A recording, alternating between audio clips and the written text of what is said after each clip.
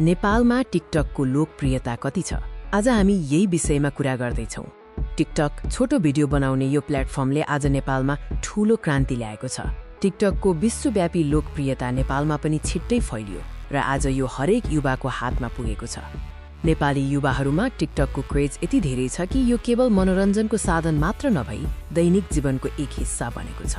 तर नेपालमा टिकटक यति लोकप्रिय हुनुका पछाडि के कारण छन् त? आउनुहोस् जानौं। टिकटकको सहज प्रयोगकर्ता इन्टरफेस र स्मार्टफोनमा यसको सजिलो पहुँचले यसलाई गाउँदेखि शहरसम्म सबैको लागि आकर्षक बनाएको छ।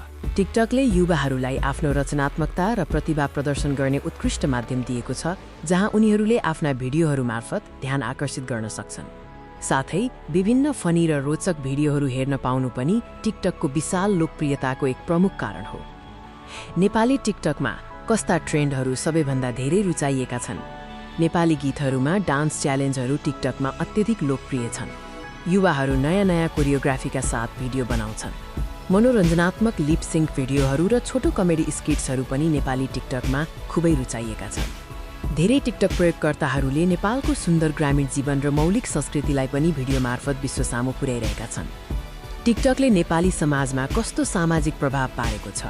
टिकटकले धेरै नयाँ प्रतिभाहरूलाई रातारात स्टार बनाएको छ, जसले आफ्नो कला र प्रतिभाको माध्यमबाट व्यापक पहिचान पाएका छन्। सामाजिक मुद्दाहरू, जनचेतना र सकारात्मक सन्देशहरू फैलाउन पनि टिकटक एउटा शक्तिशाली माध्यम बनेको छ। यद्यपि टिकटकमा धेरै समय बिताउनुले विद्यार्थी र युवाहरूको समयको दुरुपयोग भएको चिन्ता पनि व्यक्त गरिएको छ। अन्त्यमा टिकटकको यो क्रेजले नेपाली समाजलाई कहाँ लैजाँदैछ?